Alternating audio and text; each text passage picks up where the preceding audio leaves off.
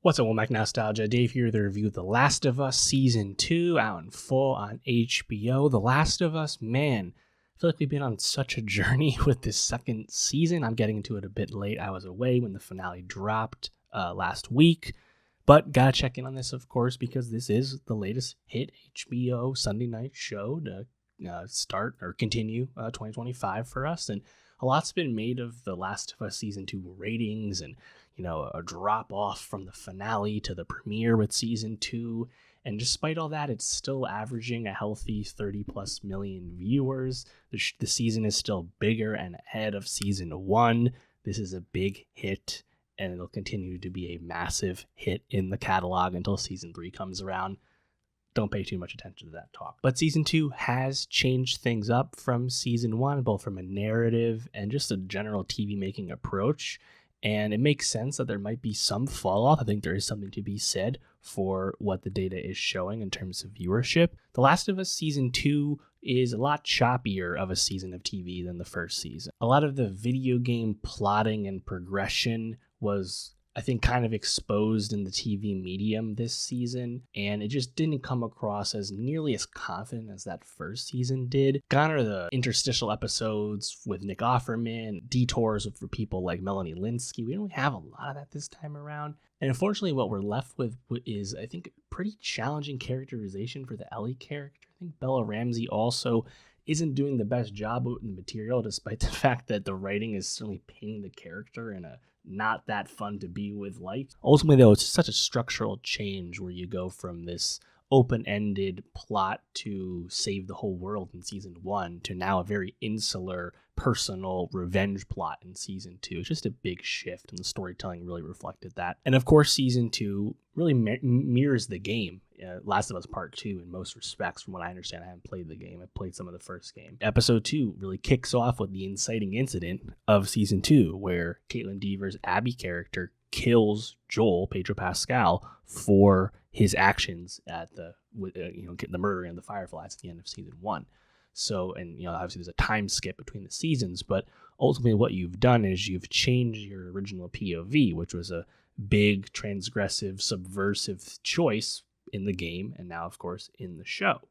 And again, the season has really changed, and it's a different show straight up as a result. And I think the Ellie character comes across as very, very selfish and self-centered in a lot of this season. And the writing, I like Craig Mazin. I think Craig Mazin's an excellent TV creator, and what he's done at HBO, what he did Last of Us Season 1, of course, Chernobyl, it's a great team they have there. And yet, I think the Ellie character in Season 2 is left time and time again with just a lot of expletive-laden emoting, and it just doesn't come across as very sophisticated. And as a result, the Ellie character is not someone you super like being around.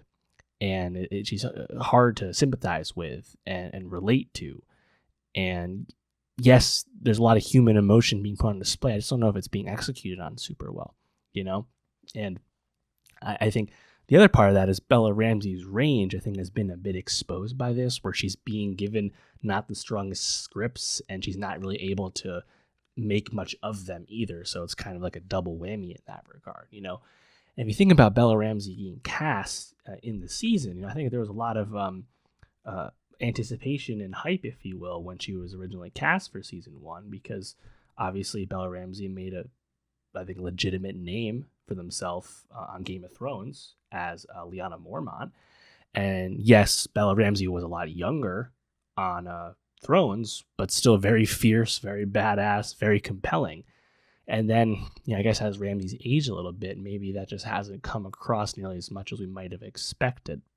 Especially when you, I think, compare Bella Ramsey to the people she's, kind of going up against, right? Like Young Mazzino and Isabella Merced and Caitlin Deaver, right? These are great actors. And other people on the show, like Jeffrey Wright, of course, Pedro Pascal a little bit this season still.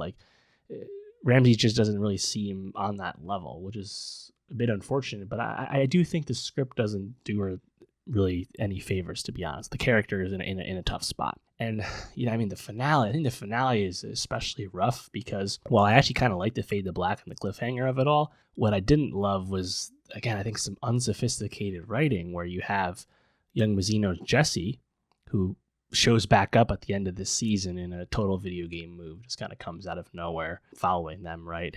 Whatever, it's fine, you let it go.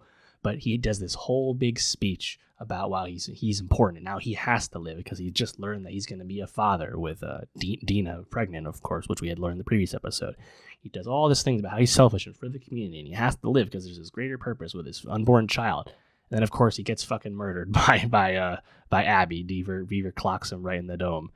And it's just so obvious and so telegraphed. I just expect a little bit better of that sort of thing. And what I do actually find most compelling about season 2 is where it leaves us with season 3, because Last of Us season 3, which we know is happening, is going beyond the game. We have no game left to adapt. And the flashback at the end of the season 2 finale is Seattle Day 1 from the Abby perspective, Caitlin Deaver. And Caitlin Deaver isn't really on this season nearly as much as we expected, right? She's obviously in episode 2, the significant episode where Joel gets killed, which I thought was honestly a really great episode. I thought it was done very well. But then she's largely absent for most of the season until this finale again. Seeing the WLF perspective, seeing the Abby perspective, interesting. I'm certainly open to it. I think there's opportunity for The Last of Us to, I suppose, change storytelling once again. Maybe that's the kind of thing with this show.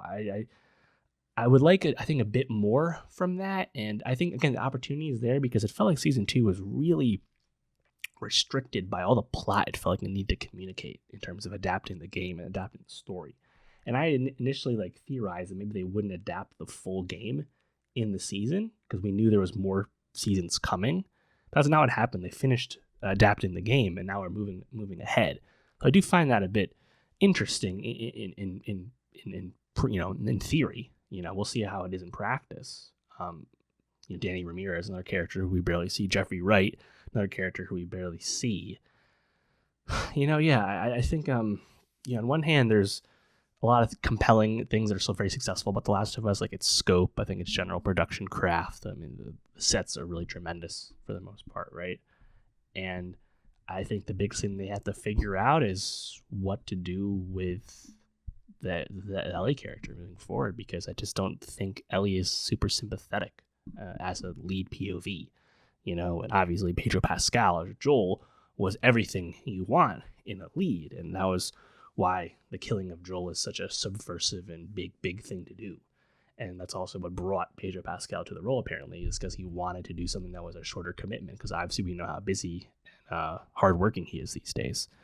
So yeah, Last of Us Season 2, I mean, it's obviously a step down, but I'm hoping that with a Season 3, with another storytelling, structural shift, there's opportunity for the show to kind of get its mojo back again. And I'm hoping there's time for more of the detour stuff. The Nick Offerman, Murray Bartlett episode was so superb, right? The Left Behind DLC episode with Storm Reed, so good. Obviously, all the early stuff in the first episode where they kind of kick off the pandemic happening, in the story. I hope we can get something like that, maybe with the scars and the WLF conflict in some way. I don't know, but I'm hoping the show can get back to what it was doing. But we'll find out in 2 years. It's not even in production yet. So let me know, what do you think about The Last of Us Season 2? Where are you sitting for the seasons to come? Let me know. And for more TV reviews, subscribe. And I'll see you next time.